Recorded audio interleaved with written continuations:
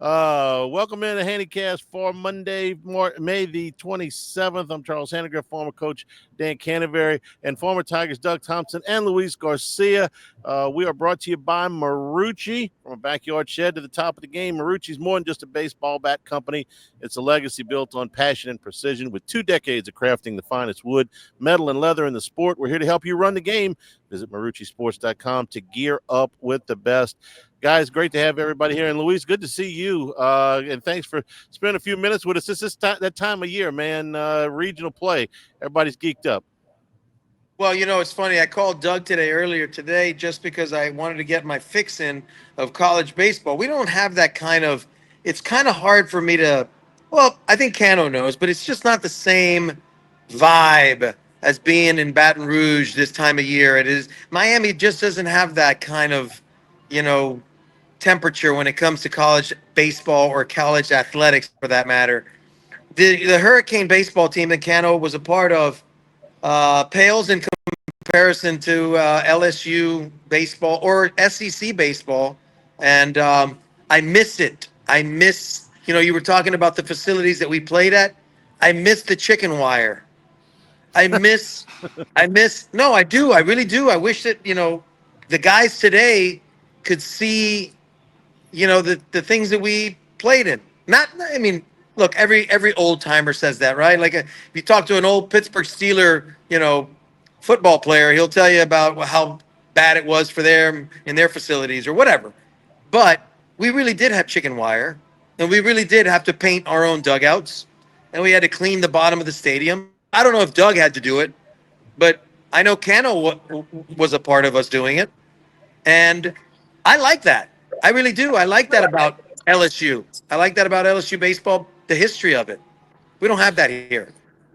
It's a I mean, we didn't have big part of it. Cages. If it rained, we literally just couldn't hit. It's crazy to think that. Crazy. Guys, if it rained, we couldn't hit.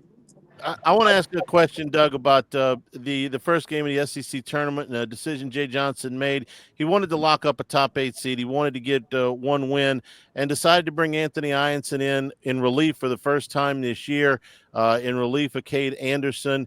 It got them the win, and it secured that top 8 national seed. It also ensured that Ianson got some work on the mound and didn't have to do it in a simulated game. This is something we talked about a little bit last week. We weren't sure if Jay was going to do this or not.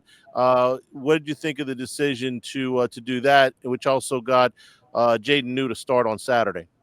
Well, he could have gone one of two ways. If he really needed to win the SEC tournament or felt like he needed to, he could have gone with Newt and Shores in the opener, and then, finish with Ianson and Cade Anderson. But I loved what he did, because the main thing was making sure that he got Ianson some work, and some significant work, not just a bullpen. That way he wasn't off 12, 13 days. So I loved it. I felt like he secured the game. I felt like in his mind, he felt like he really needed one game, that he didn't necessarily need to win the SEC tournament.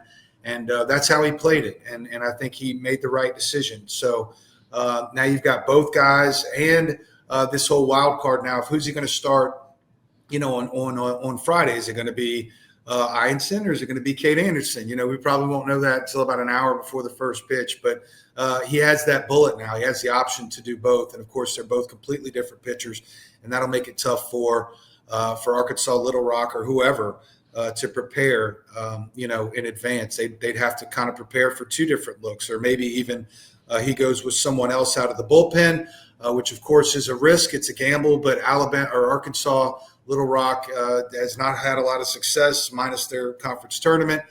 So if this were a situation to throw off and then have Ianson and Anderson available for the next 2 days, he could also do that. But I really did like the decision to basically split that game in two to open up the SEC tournament. It does leave Cowan and Evans going those same 2 weeks without work. You're going to need both of those guys too. So I'm sure the simulated work, you can talk a little bit about that for those guys who didn't pitch since the South Carolina series to come back, and both of them are going to have to pitch at some point this weekend as well. Yeah, and I would have bet for the same reason going into that second game that's who he would have brought out there first and second, for the same reason, to get them some work before the week was up. But I also understand getting Newt out there in Shores to see. That's kind of how Coach Burton used to treat the SEC tournament. Do I have a guy that can get these high-level hitters out at this point in the season as someone, quote-unquote, graduated? And I think Newt did a good job, by the way. And by the way, Shores, too. They both hit 102 miles an hour, Lou. They both averaged 100.1 miles an hour in their fastballs in their outing, which of course, is extraordinary. It's a great bullet to have. So, and with regard to those guys getting their simulated work in, they'll throw bullpens, they'll throw to live hitters, Evans and Cowan. But would of course like to see them. And of course, if LSU would have won that game, I guess we would have seen them go kind of like Ianson and Anderson on that final game on Sunday. But I don't think it matters as much to relievers as it does to starters to get out there and get your toe on the rubber in a game situation. I don't know enough I don't follow enough to know, the daily grind that is putting certain guys on the mound. And I don't follow you guys as much. I usually come from the school of let's just win the game that we're playing tonight, right? And I don't know about setting up your pen for the next series or any of that stuff. And I don't want to comment on it. And I don't know the team that well. But if you got guys, you telling me you got guys that are coming in, they're not your first two pitchers, and they're throwing 102 miles an hour, and you're telling me that they're 3 and 4 or 5 on the staff? No, they would technically, by the numbers, they would be 5 and 6, 6 and 7-ish. But the problem they throw 102 miles an hour. Yeah, and there's another one that actually throws it up there near 102. That's 6'10". Kind of breaking up. Yeah. Okay. The problem has been consistency in the strike zone, and they've all been about 50-50, and strikeouts versus walks. So as of late, those two guys, Newt and Chase Shores, who was the Sunday starter to open up the season, have been more consistent out of the bullpen at 100 miles an hour. So yes, Lou, that is the case. But Coach Johnson this week in the SEC tournament went with his 1 and 2 starters. And split the game in 2 to win that first one. And of course, now he's got them both available on this opener. Doug, I got to give you credit because you've been saying this since the beginning of March when in regards to Chase Shores primarily and Jaden Newt a little bit secondary, that both of these guys are a year removed from or 2 years removed from the Tommy John surgery, but they didn't have live innings. And you said, look, man, until I know it's been 2 years, but until Shores gets 50 innings, until Newt gets up there around 50 innings, they're going to struggle with their command. Well, Shores is here with 54 innings, and Newt's only got 30 innings, but he's got 41 strikeouts in those 30 innings. We're starting to see what you were talking about 2 months ago. Get them up around 40, 50 innings, and you're going to see the command come back. And that splitter for Newt on Saturday was just filthy.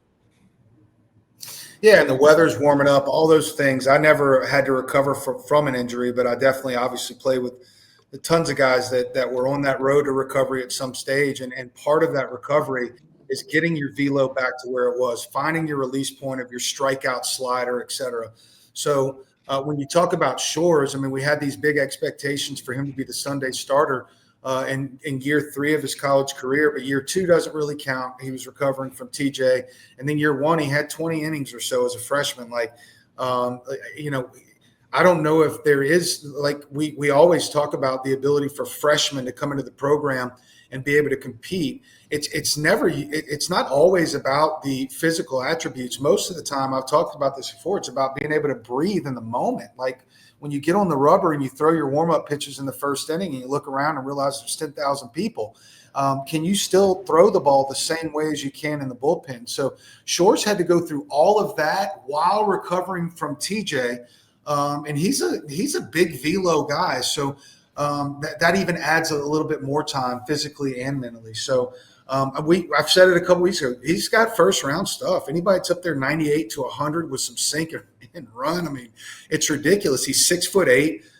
It was just a matter of time, I think. And I think there's a couple other guys. I still like Cooper Williams, Cano. You've been mentioning his name the last couple of weeks, and I still have a lot of faith in Cooper Williams when he comes in to get the job done. He's the lefty coming out of the pen in situations when they need him, and I think his role will grow as Jay pitches situational baseball. Um, I'm with you, Charlie. I think Doug had a good call on that, and the best comp to that is, that I can relate to is there's two guys. Mike Sorotka came off surgery, took him a year, and then in '93 he was dynamite. He played with Louis back in '91, hurt his arm in '92, had the surgery, and it took him a while, but once he got back, he was throwing harder and he was great. And the other guy, 2000, Trey Hodges, ended up being a College World Series MVP, had surgery the previous summer and just never got it back until the end of the year at the SEC tournament. Lou, you went through an injury.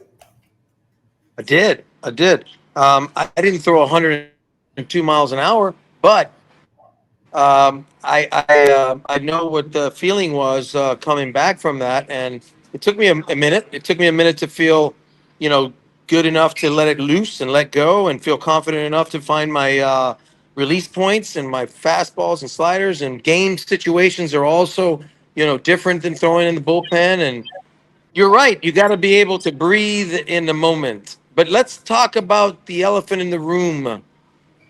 The two hits that they got. Ooh. And they didn't well, here's the deal, guys. We all know the rules, right? Dominant pitching, overall team defense, and timely hitting. And then you could do two out of the three things well and still lose a game like they did. And to Ole Miss, right? Like, you gotta have all the right season, and so this and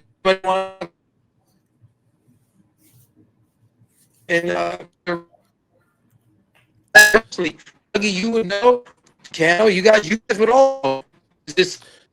He's breaking up a little bit. I think though, what he's trying to say is no runs against Ole Miss on Saturday, 4 runs against Texas A&M on Friday, and they had to have a dropped fly ball help them out there.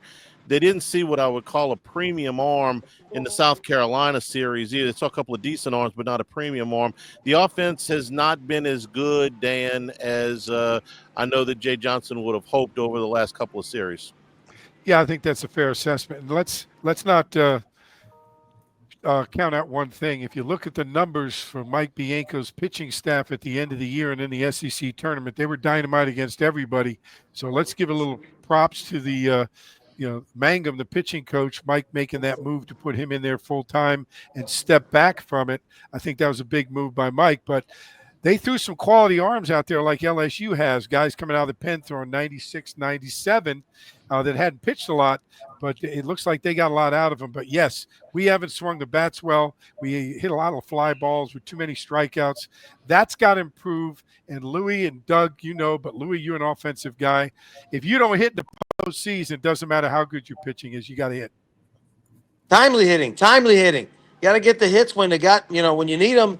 And, getting 15 hits is not as important as getting 9 really good ones with a man on second and third, or, when you need them, when they score and you bounce back and score some on them. The coach talked about it all the time. Let's shut them down. We scored a couple. We got to shut them down this inning.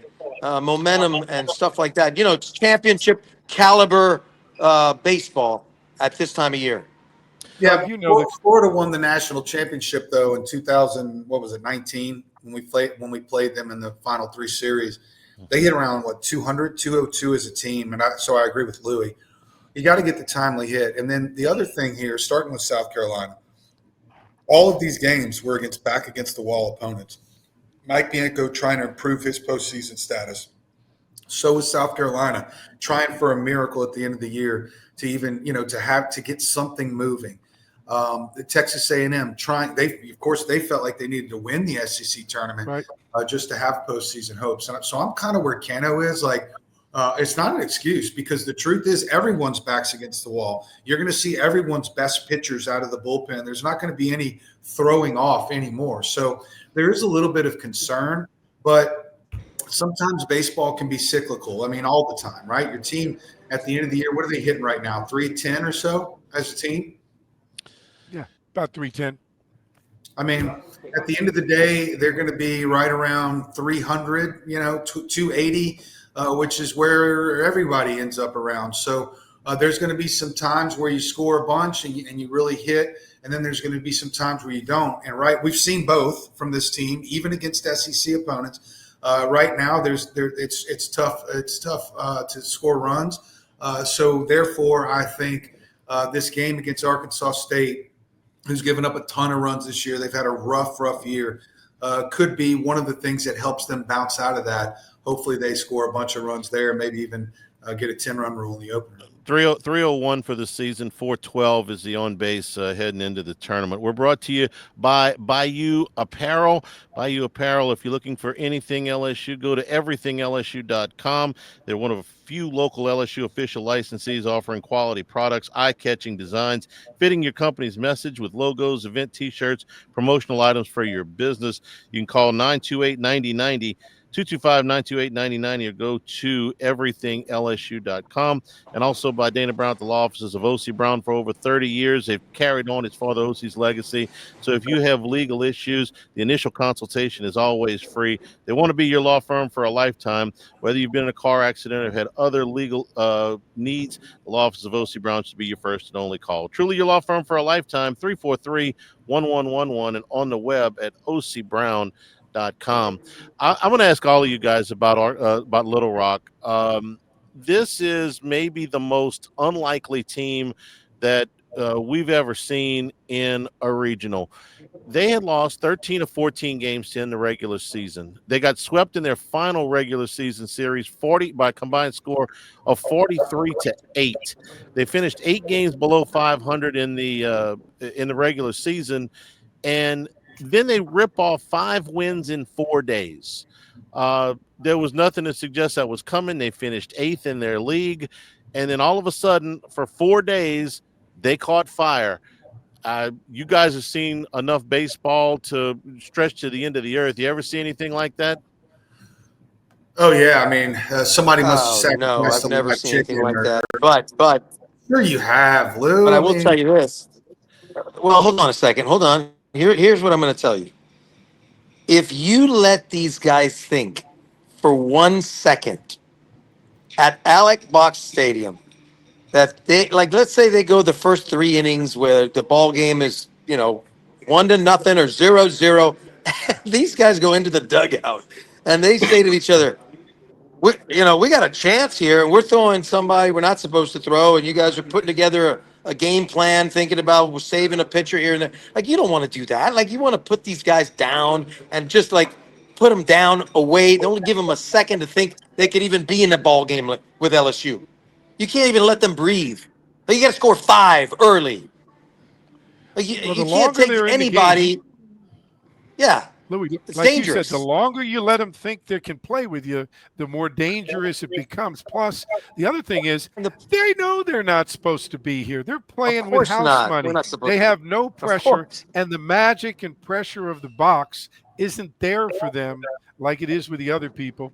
I think there's pressure at the box, and you're talking about guys and thinking on the mound and the heat of the moment and all that.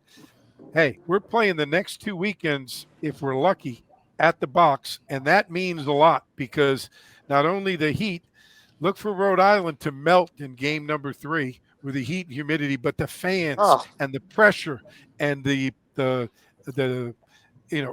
legacy, all of that wears people down. So Lou, you're spot on. Get out in front and let that take effect. And they just say, we're just going to try to get through this and enjoy the experience. We can't beat these guys. And that's what you have to do. But They got to get slapped in the face early, quickly, and they got to get put down fast. You let them think, before you know it, you got Buster Douglas on your hands, and you don't want that. Well, again, Charlie, you're great. They have a 6.31 team ERA, 271 team batting average. They haven't competed very well this year, but when you scroll their roster, I told you I have some old PTSD from Stony Brook and Coastal Carolina, because what those teams did have was a bunch of older dudes. And when I scroll down that roster, I see nothing but redshirt juniors and seniors. And you can't give a team like that for sure any type of belief that they're that they have a chance to win. And when it comes to, have you ever seen a team go 4-5 to end the year? LSU went 23-0 to end the season, which was they weren't a very good team. I want to say they were close to 500. What was that, Maneri? What was that the last year of the box? Or 08. That was 08 when they ran off 23 in a row. Yeah. And they weren't very good. They were not a very good team. They were okay, but they went on a tear. So things like that, little things you hear like that, make me nervous in the postseason because weird things happen in the postseason. And this is the first time I've looked at that Arkansas Little Rock roster, and there's a ton of seniors and juniors. But I'm with Louis. You can't give them a minute. You can't give them a second. Like, you got to score 5 in the first and then 5 in the second, and have half the LSU fans already out of the building and disinterested by the 5th inning. I mean, that's the way it should go. That's the plan, of course. But you know what? You never know. That's why postseason college baseball is literally the best sport on earth. But LSU's got a pretty good path, in my opinion, with their regional, matched up with the Clemson regional too. So as long as the two big arms keep doing what they've been doing all year, I think LSU is going to be a tough one to beat. Little Rock also may bring back their ace pitcher is Jack Klein. He threw on the Wednesday of the Ohio Valley tournament 5 innings. Then he came back on Saturday and threw 124 pitches. That's somewhere in the area of 200 pitches over a 4-day span. Dan, what does your arm feel like 5 days after you come back on short rest and give that kind of effort? Well, I can only tell you what my arm feels like, and I threw every day, probably threw 200 to 300 pitches a day, right, Lou? BP. But for the pitcher, that's a lot for him, and it's late in the year.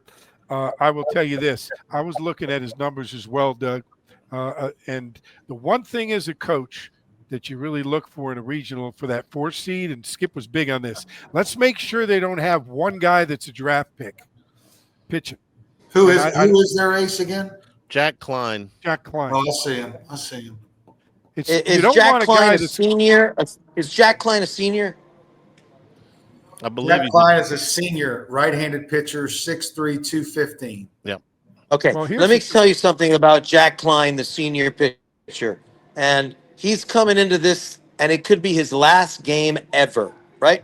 Like, he could be working at. He's not getting drafted. Hey, by the way, he could be working at the State Farm in Little Rock in 3 months. Okay, and that guy knows that he's got 160 pitches left in his career. And guess what? If you let him think for 4 innings that he's got a chance, he could throw 260 pitches and feel great because he knows this is it. So we cannot let him think that he can pitch at the box. He's got 5 years rest, after this. I mean, after this. That guy is going to be in Cancun on Thursday of next week. Right. Hey, Cano, let me give you a name that I know you're going to remember this kid. His name was Chase Richard, okay? Oh, yeah. And he pitched for Southern in the 2009 regional opener at the box. And going to the 7th inning, LSU was down in their own ballpark. Now, this was a team that eventually would win the national championship. Southern had the lead going to the 7th, and Richard was dealing. Now, he eventually ran out of gas, and LSU got to the bullpen and won the game 10-2. But just what Louis talking about, Dan, I believe you coached Chase a little bit.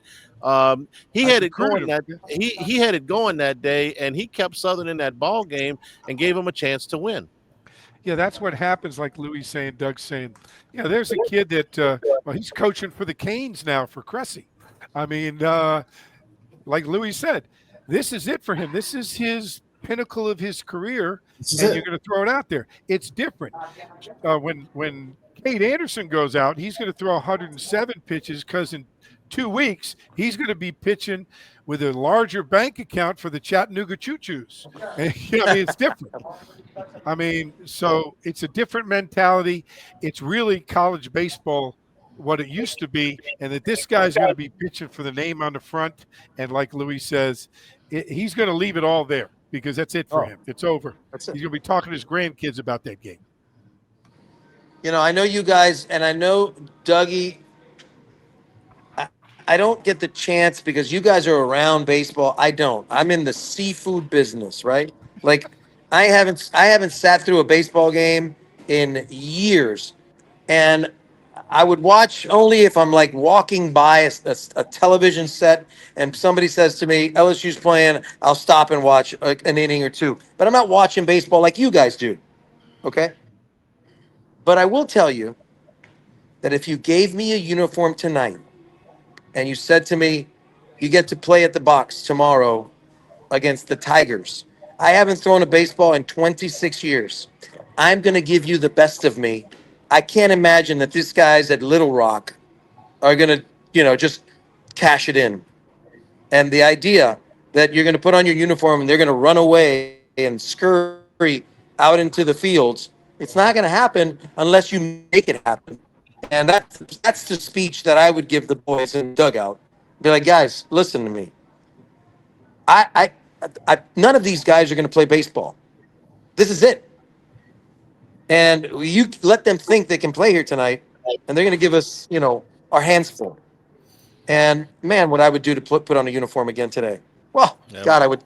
We were talking. Remember Dougie and I now- were talking before the broadcast, and we were talking about our own stats. Remember, they're going to play in front of more people on Friday Yeah. than they've played in front of the entire year combined.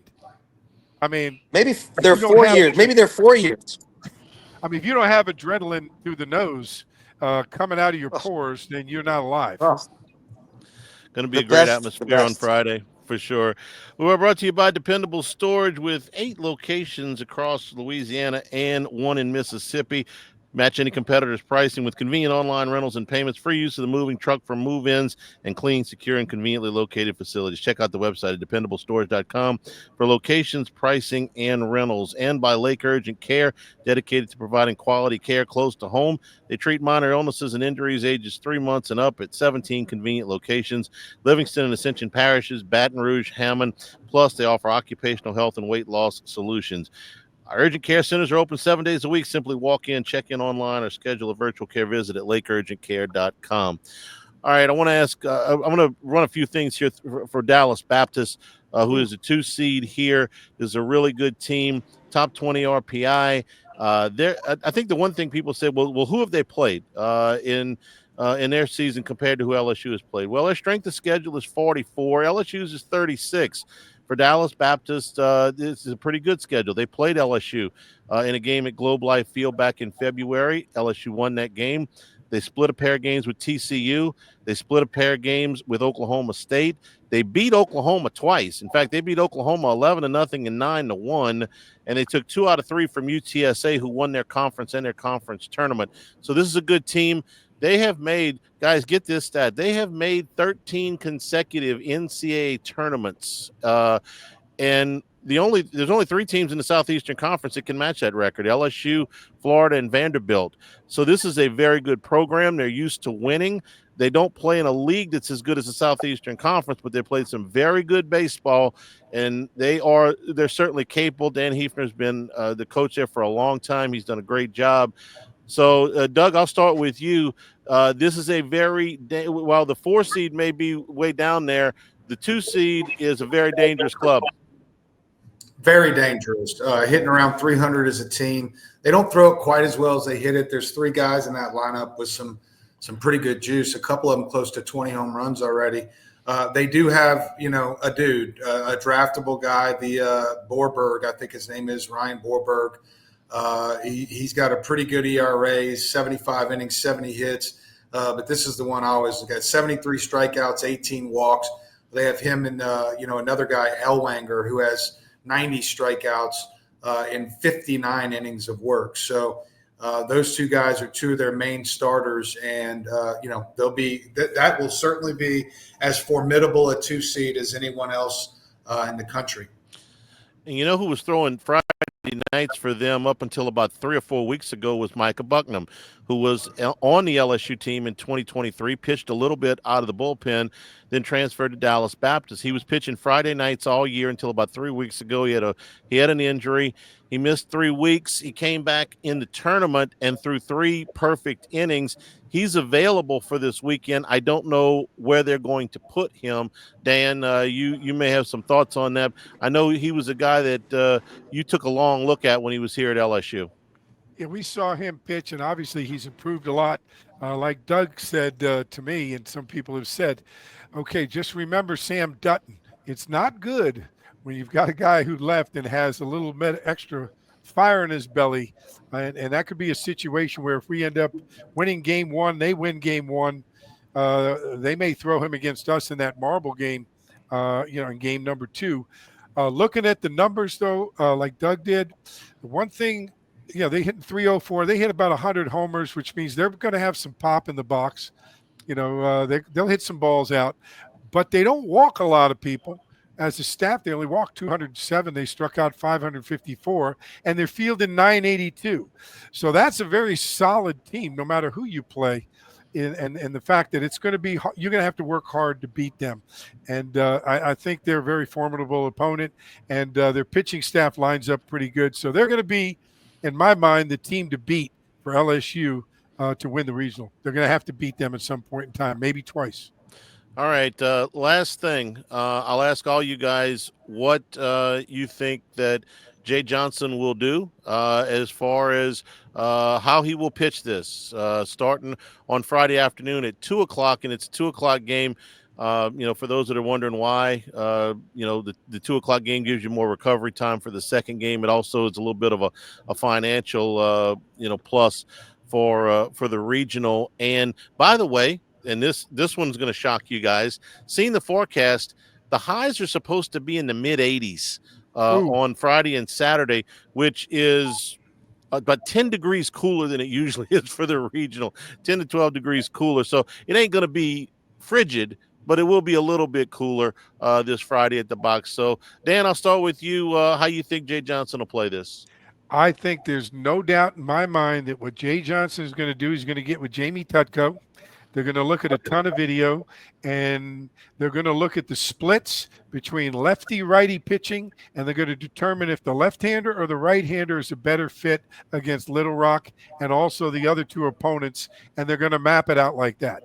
So they're going to look at the whole tournament, and the bottom line is they're going to look at who would match up better against Rhode Island, who would match up better against Dallas Baptist, and who matches up best against Little Rock, and make their pitching order based on that.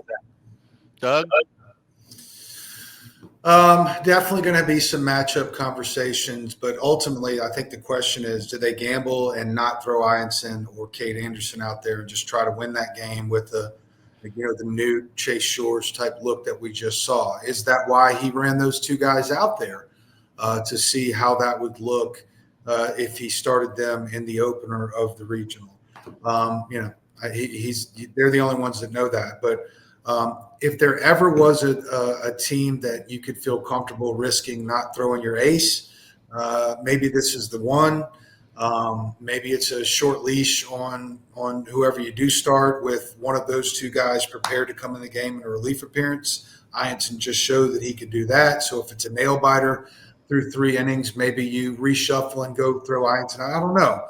But I think the key is that because he threw Ianson and Anderson, now he has an option. Now he can play the game and make that decision whenever he feels necessary. But Keno's spot on. He and Jamie Tutko are going to be meeting a lot over the next couple of days to figure out exactly the right fit.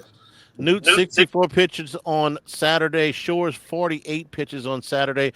And Jacob Mayers, who had, wow, boy, did he look good on Saturday.